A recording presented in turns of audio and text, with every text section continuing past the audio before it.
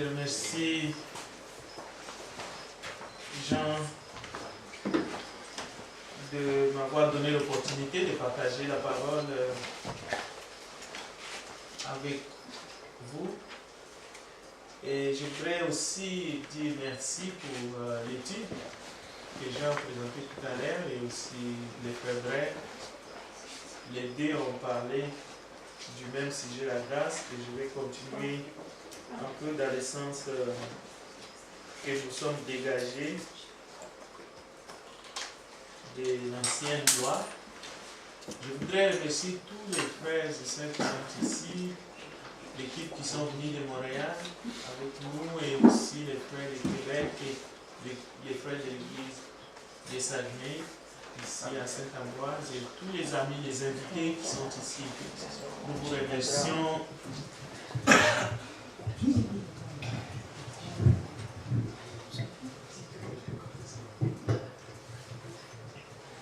Nous vous remercions vraiment du fond du cœur de venir participer à ces moments de fraternité et de partage autour de la parole de Dieu. Je vais essayer d'aller un peu dans les sujets, mais je vais commencer par faire quelques lectures. Parce que, vous savez, il y a des sujets qui sont assez complexes dans la parole de Dieu. Donc il faut laisser les Écritures, il faut faire parler les Écritures. Je vais donner quelques explications et des exemples. Et ensuite, pendant notre temps de pause, de dîner, nous pouvons échanger si vous avez des questions. Je vais lire quelques textes que j'ai préparés. Je vais commencer d'abord avec Éphésiens chapitre 2. Éphésiens chapitre 2. À partir du verset 3. Nous tous, Éphésiens 2, verset 3. Nous tous aussi, nous étions de leur nombre, et nous vivions autrefois selon les convoitises de notre chair, accomplissant les volontés de la chair et de nos pensées, et nous étions par nature des enfants de colère, comme les autres. Mais Dieu qui est riche en miséricorde, à cause du grand amour dont il nous a aimés, nous qui étions morts par nos offenses, nous a rendus à la vie avec Christ. C'est par grâce que vous êtes sauvés. Il nous a ressuscités ensemble et nous a fait asseoir ensemble dans les lieux célestes en Jésus-Christ, afin de montrer dans les siècles à venir l'infinie richesse de sa grâce par sa bonté envers nous en Jésus-Christ.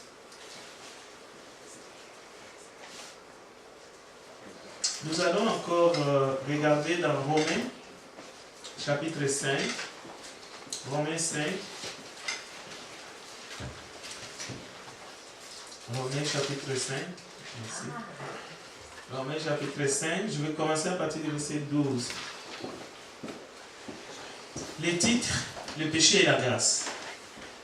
C'est pourquoi, comme par un seul homme le péché est entré dans le monde, et par le péché la mort, et qu'ainsi la mort s'est étendue sur tous les hommes, parce que tous ont péché. Car jusqu'à la loi, le péché était dans le monde. Or, le péché n'est pas imputé quand il n'y a point de loi. Cependant, la mort a régné depuis Adam jusqu'à Moïse. Même sur ceux qui n'avaient pas péché par une transgression semblable à celle d'Adam, lequel est la figure de celui qui devait venir. Mais il n'en est pas du don gratuit, comme de l'offense, car si par l'offense d'un seul, il en est beaucoup qui sont morts, à plus forte raison la grâce de Dieu et les dons de la grâce venant d'un seul homme, Jésus-Christ, ont-ils été abondamment répandus sur beaucoup. Si on continue, verset 17, si par l'offense d'un seul, la mort a régné par lui seul, à plus forte raison ceux qui reçoivent l'abondance de la grâce et du don de la justice régneront-ils dans la vie par Jésus-Christ lui seul. Il y a eu l'ère patriarcale, c'est-à-dire avant même la loi, Il y a eu l'ère mosaïque avec Moïse et la loi qui a été donnée par Dieu, écrite même par les doigts de Dieu sur des tablettes. Et finalement, il y a eu ce que nous appelons l'ère chrétienne avec Christ. Et cette ère chrétienne peut être définie sans qu'on se trompe comme étant les temps de grâce ou le temps de la grâce. Appelez-les comme vous voulez. Et nous savons, dans Jean, Jean dit, la grâce et la vérité sont venues par Jésus-Christ. La loi, on sait, est venue par Moïse. L'idée ici, c'est de comprendre que même en parlant de l'ère, c'est comme nous avons les différentes saisons. L'été, l'hiver, le printemps. Quand ça arrive, ça n'arrive pas pour les uns et pas pour les autres.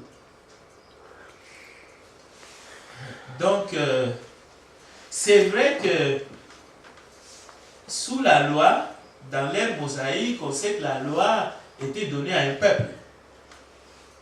Mais dans l'ère chrétienne, dans les temps de grâce,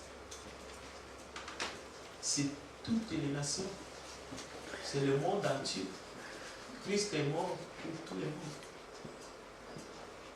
Cela veut dire, la question de la grâce de Dieu ou les temps de grâce, l'Église ne doit pas traiter cette affaire comme une affaire privée des chrétiens ou de l'Église. Non. C'est pour cela, Paul dit aux Romains, alors que nous étions encore des pécheurs, Romains 5, verset 8, Christ est mort pour nous. Alors que nous étions ennemis, nous avons été réconciliés avec Dieu par la mort de son Fils. Alors que nous étions encore sans force, Christ, au temps marqué, est mort pour, écoutez bien, pour des impies.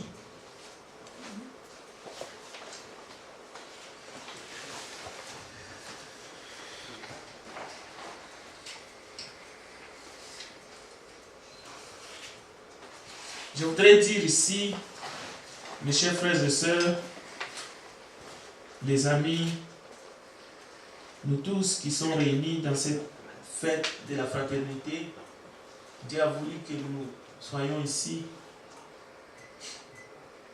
Il existe un combat entre la chair et l'esprit. Mais il n'y a pas de guerre entre la loi et la grâce.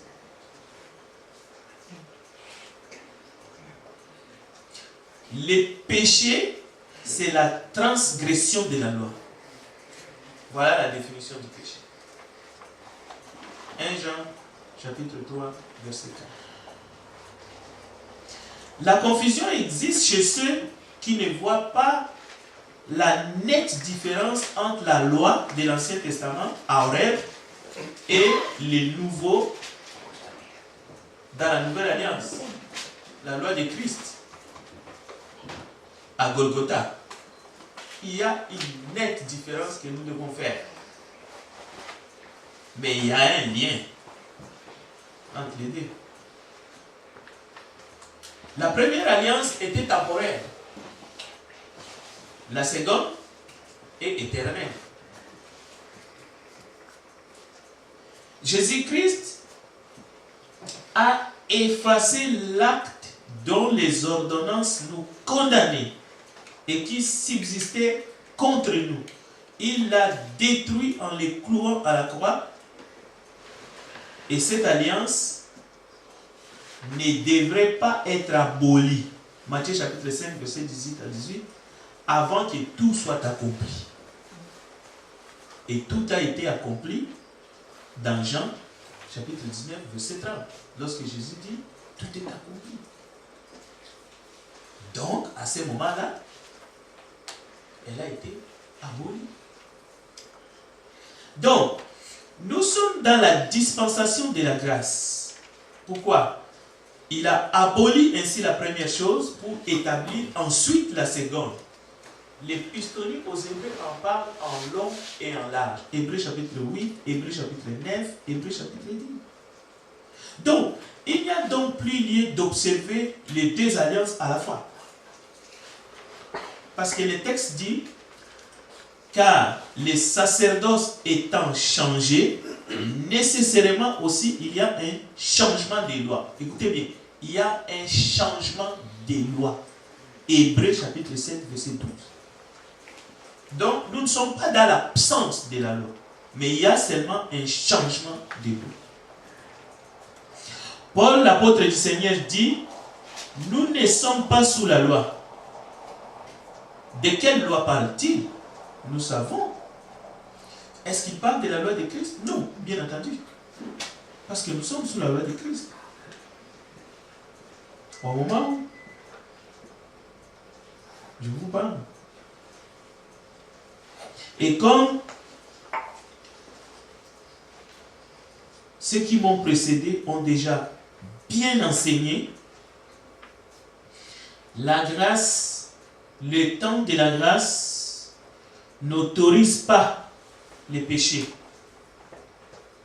mais au contraire, nous délivre de l'empire du péché. Romains chapitre 6, verset 5.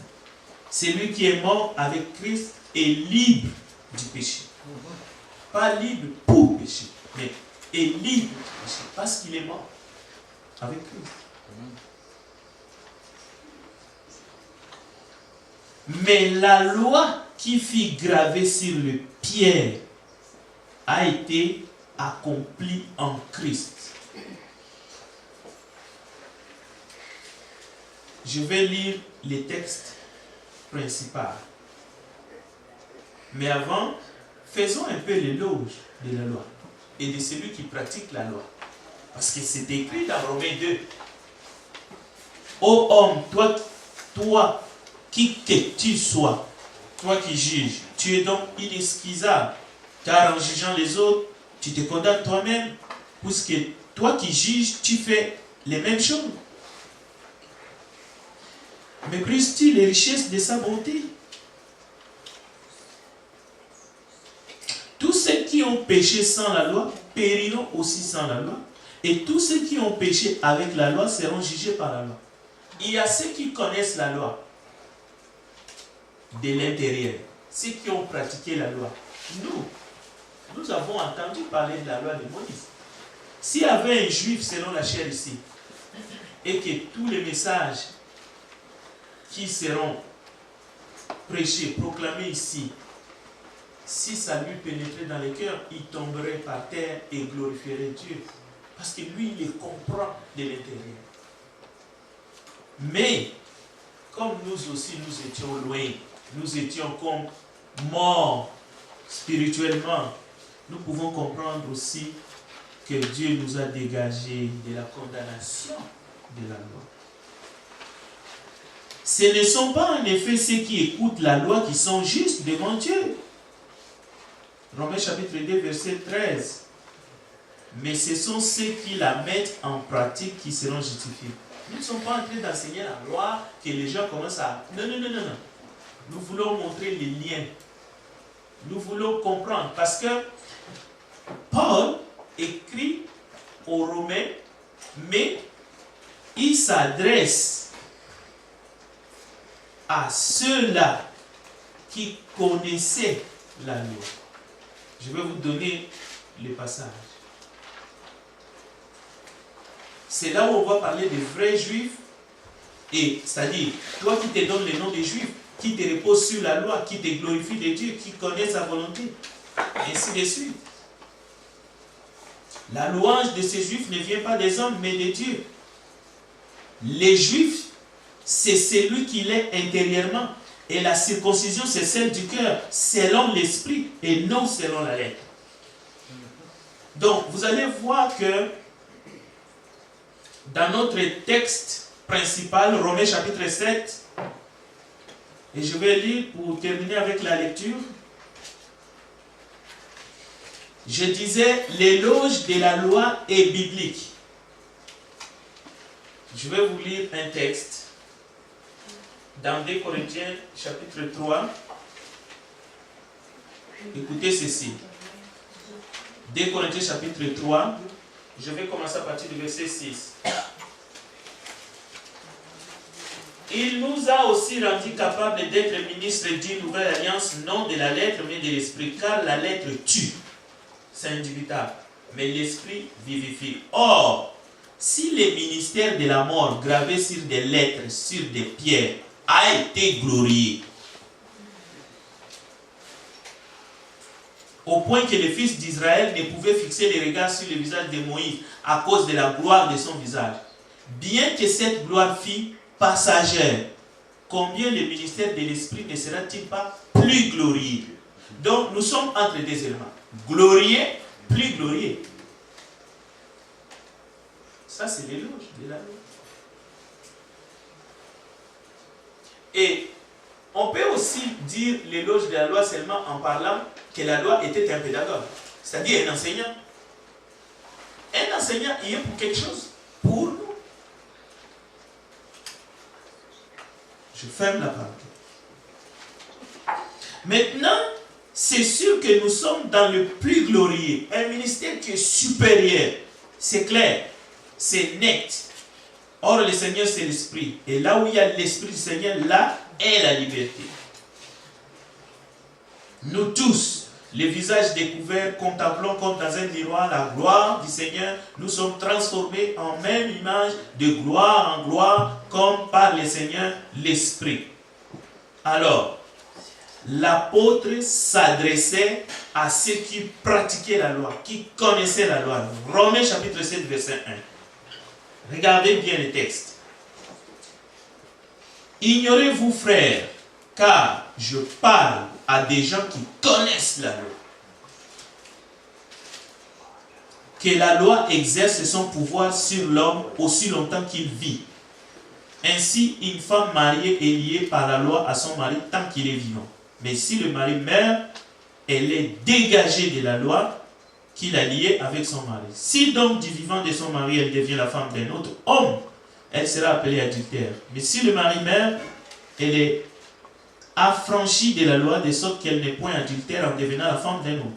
De même, mes frères, vous aussi, vous avez été par les corps de Christ mis à mort en ce qui concerne la loi, pour que vous apparteniez à un autre, à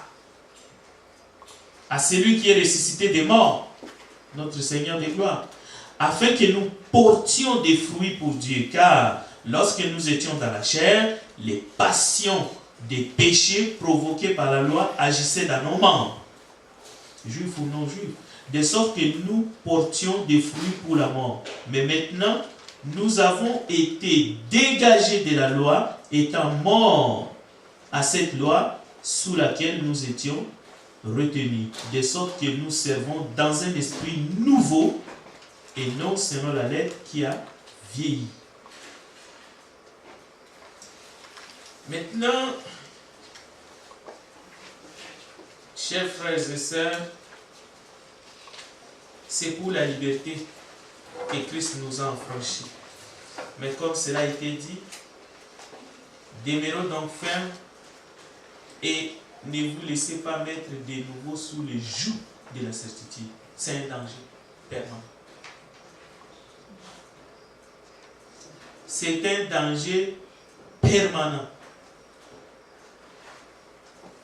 Frères, vous avez été appelés à la liberté. Seulement ne faites pas de cette liberté un prétexte de vivre selon la chair. Mais rendez-vous par la charité serviteurs les uns les autres. Car toute la loi est accomplie par une seule parole dans celui-ci. Tu aimeras ton prochain comme toi-même. Mais si vous vous mordez et vous dévorez les uns les autres, prenez garde que vous ne soyez détruits les uns par les autres. J'ai dit donc, le verset 16, Galates chapitre 5, verset 16. Marchez selon l'esprit, et vous n'accomplirez pas les désirs de la chair, car la chair a des désirs contraires à ceux de l'esprit, et l'esprit en a des contraires à ceux de la chair. Ils sont opposés entre eux, afin que vous ne fassiez point ce que vous voudriez. si, suivez bien, si vous êtes conduit par l'esprit, vous n'êtes point sous la loi. Retournez ça. Cela veut dire, si vous n'êtes pas conduit par l'esprit, vous êtes sous la loi. Quelle loi? La loi du péché. Maintenant, regardons les côtés pratiques dans la conclusion. C'est vraiment une grâce merveilleuse. Nous savons que Dieu est satisfait. Dieu est totalement satisfait par les sacrifices de son Fils Jésus-Christ. Et si Dieu est satisfait, nous sommes satisfaits. Nous devons nous réjouir. Nous devons être contents. Même plus que contents. Nous sommes plus que vainqueurs.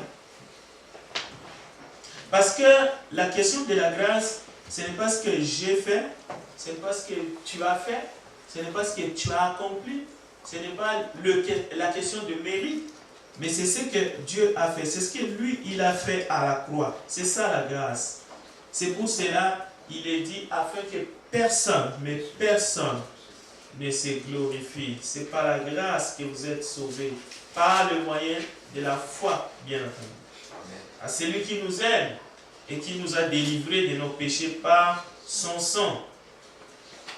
Donc, la question est, sommes-nous réellement sous la grâce? Oui, la réponse est vraie. Nous vivons dans les temps de la grâce. Cela veut dire, avant même, comme nous avons entendu parler même du pardon ici, j'ai tout de suite pensé au Notre Père. Pardonne-nous nos offenses comme nous pardonnons à ceux qui nous ont offensés. C'est un point important. Et une des missions de l'Église, Jésus a dit à ses disciples, tout ce que vous lierez sera lié, tout ce que vous lierez sur la terre sera lié dans le ciel. Tout ce que vous délierez sur la terre sera délié dans le ciel. Et un autre jour, Jésus dira à ses disciples, lorsqu'il a soufflé sur eux, il dit, recevez le Saint-Esprit. C'est à qui vous pardonnerez leurs péchés, il sera pardonné. Ceci, nous ne prenons pas la place de Dieu où les disciples ne sont pas devenus tous des petits Jésus pour pardonner. Non, l'évangile est prêché au nom de Jésus pour le pardon de péché, ça c'est clair. Mais cette question de la grâce de Dieu, c'est un danger que nous puissions parler de la grâce pour nous seulement. 2 Corinthiens chapitre 6. S'il vous plaît, je vais lire ce texte parce que ça fait vraiment partie de l'ossature de cette étude biblique. Regardez avec moi 2 Corinthiens chapitre 6, verset 1.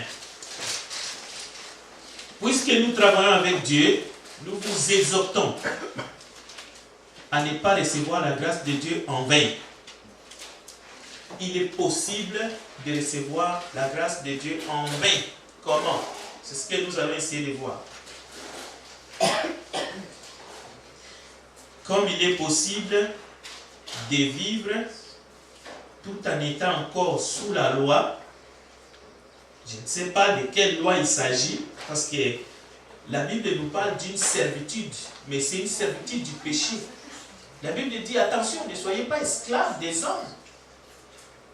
Il y en a qui sont esclaves des traditions, il y en a qui sont esclaves du péché, ainsi de suite. Mais attention, nous parlons de la grâce, mais essayons de regarder un peu si réellement nous faisons grâce. Parce que faire grâce, c'est même plus fort que pardonner quelqu'un. Oui, même si en français on peut facilement... Non, la grâce, je crois que vous comprenez bien, faire grâce, c'est plus fort que de dire, bon, je t'esquive, tu m'as piétiné, tu as parlé mal de moi derrière mon dos, je te pardonne. On peut dire, je te fais grâce. Mais la grâce que Christ nous a fait, ou lorsque Christ nous dit de nous pardonner les uns les autres, comme il nous a pardonné, ou de nous aimer comme lui, il nous a aimés. Cet amour-là est grand. Cet amour-là est grand. C'est l'amour de Christ. Et la Bible dit, Si nous sommes en Christ, nous sommes une nouvelle créature. Donc les choses anciennes sont passées, toutes choses sont devenues nouvelles. Je cite seulement ces versets-là. Parce que je vais faire les liens avec ne pas recevoir la grâce de Dieu en vain. 2 Corinthiens 6, 1. Paul a écrit cette lettre à une église dont quelques membres vivaient dans les désordres, l'église de Corinthe. Si on se compare avec les membres de l'église de Corinthe, peut-être que nous serons des petits saints. Parce que là-bas, il y avait des gros problèmes. Un membre avait pris sa belle-mère, il s'enivrait avant de prendre les repas du Seigneur, il se querellait même pendant les repas en commun, les gens commençaient à manger avant les autres. Ici, nous allons nous attendre tout à l'heure à midi. Mais écoutez, c'était terrible. Mais j'espère qu'ils ont écouté Paul. Mais revenons à notre sujet. Dieu nous transforme. 2 Corinthiens chapitre 5, verset 17 à 18. En Christ, nous sommes une nouvelle créature. Ok, bien. Mais, vivre sous la grâce ou être sous la grâce, et nous sommes dans les temps de la grâce, nous devons comprendre que ce temps de la grâce doit toucher tout le monde. Qui est sous la grâce? Est-ce que c'est seulement toi qui te dis chrétien? Non. C'est ta famille, c'est tes amis, c'est tes voisins, c'est le monde entier. Nous sommes dans les temps de la grâce comme nous sommes en été. C'est pour tout le monde. Dans ce sens-là, nous devons proclamer l'évangile de la grâce. Mais nous devons vivre dans la grâce nous-mêmes pour que nous soyons capables de communiquer cette grâce aux autres. Est-ce que communiquer la grâce aux autres, ça veut dire cautionner les œuvres des ténèbres? Non, loin de là. Loin de là. Mais faire grâce à ceux-là qui nous ont fait du tort, oui, c'est déjà un bon début. C'est déjà bien. Mais n'oubliez pas qu'il y a des niveaux. Mes bien-aimés qui m'ont précédé ont vraiment touché les points parce que, écoutez, c'est seulement dans la nuit la plus sombre que les étoiles peuvent briller. On ne peut pas parler de la grâce sans parler du péché. Mais je vais essayer de toucher un peu le péché collectif. Les péchés individuels, très bien. Je n'ai rien ajouté. Je ne connais pas l'historique de chacun de nous ici. Mais il y a aussi des péchés individuels qui font mal. Tout petit, tu as peut-être été un enfant abusé. Peut-être que tu as été abandonné par tes parents. Ils ont décidé de te laisser dans la rue.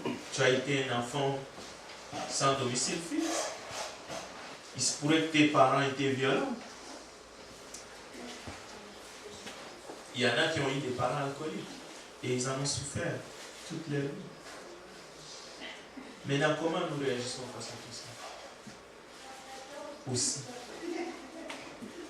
Est-ce que parce que nous avons compris la grâce de Dieu et nous avons compris que nous devons faire grâce à tout ça, toute cette passée-là est devenue nouvelle, que nous ne devrions plus vivre avec l'amertume, que nous ne devrions plus ressasser les péchés?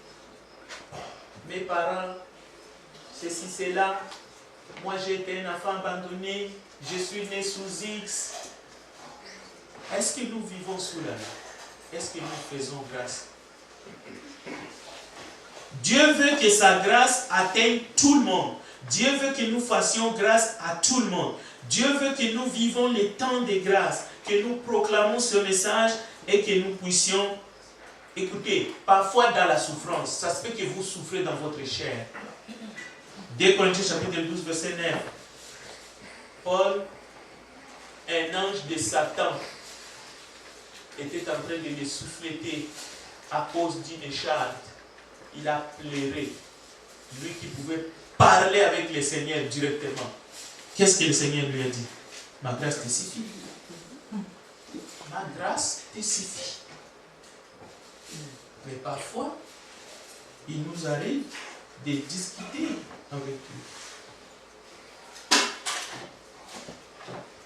Nous devons appliquer la grâce de Dieu à toutes les circonstances pénibles dans notre vie, passée, présente et future. Mais aussi sur le plan national, sur le plan collectif.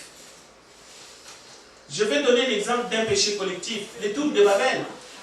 Le tour de Babel était un péché collectif, c'est-à-dire les gens se mettent ensemble pour construire un tour dont le sommet doit atteindre le ciel. Dieu vient, il voit et dit non, non, non, non.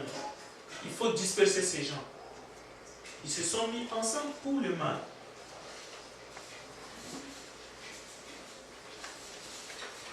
Aujourd'hui, je vais prendre un exemple sans vouloir choquer. Il y a des trucs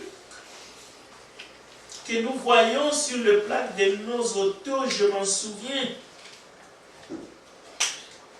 En fait, pour nous chrétiens, ça ne veut rien dire. Nous devons montrer aux gens que nous les aimons. Nos pays ont souffert de plusieurs maux. Mais nous devons comprendre que le remède contre le péché collectif ou individuel, c'est la grâce que nous devons prêcher et appliquer dans toutes ces circonstances. C'est ce que ça veut dire Romains 12, 21. Ne te laisse pas vaincre par le mal, mais surmonte le mal par mal. Tout le monde dit, oh, le monde, ça va mal. La drogue est dépénalisée. Les politiciens nous font du tort. Alors, nous devons comprendre, mes frères, si nous voulons triompher de ce monde, il faut que nous sachions que Dieu nous demande de faire comme ses pères, ses parents qui conduisaient son auto. Je termine ici. Et tout d'un coup, une abeille rentre dans la voiture. Son enfant panique, la petite fille dit, papa, cette abeille va me piquer. Maintenant, le papa, qu'est-ce qu'il fait? Il dit à son enfant, essaie de te calmer, je vais essayer de faire quelque chose. Et il continue à conduire la voiture, attrape l'abeille et ferme son poing fermement. La petite fille veut savoir, papa, où est l'abeille? Elle va me piquer. Et son père lui dit, non, ma fille, elle ne va plus te piquer parce que elle m'a déjà piqué. J'ai déjà pris les guillons. Jésus-Christ a déjà pris les guillons de la malédiction de l'homme. C'est la même chose. Cela veut dire que nous devons aussi nous comprendre que ce n'est pas parce que nous sommes sous la grâce que nous devons continuer à vivre avec cette idée comme si cette grâce-là était pour nous seulement, égoïstement. Non, cette grâce-là n'est pas pour nous. Jésus-Christ n'est pas mort pour toi uniquement. Jésus-Christ est mort pour tout. Cela veut dire que nous devons regarder tout avec les yeux de la grâce. Et nous devons être prêts à plairer avec ceux qui plairent, à nous réjouir avec ceux qui se réjouissent, à comprendre que le péché, c'est comme cette abeille, l'aiguillon, qui qui avait déjà piqué les papas et cette abeille ne pouvait plus piquer la petite fille qui était dans la voiture. Donc, aujourd'hui, quand nous voyons les péchés dans le monde et ses conséquences, sachant que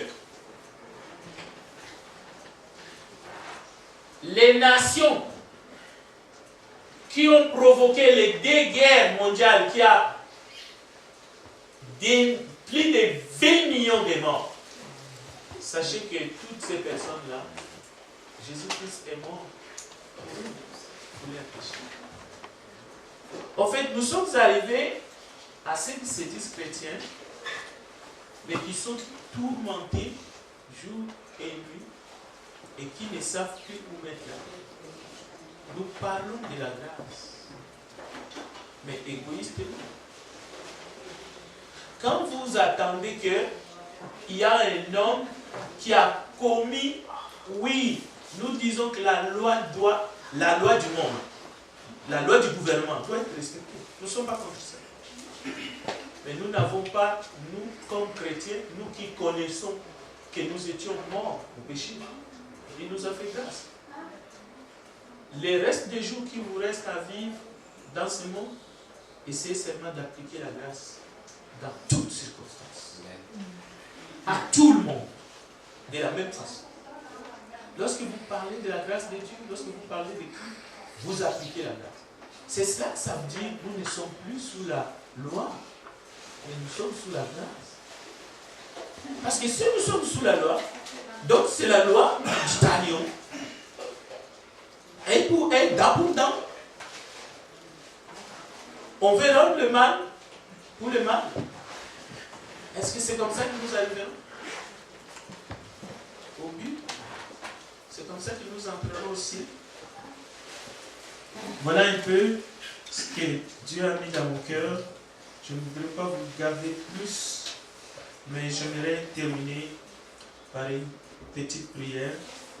Que Dieu nous aide à ne pas faire comme Asaph dans Psaume 73. N'envions pas les méchants, mais ne leur souhaitons pas non plus le pire.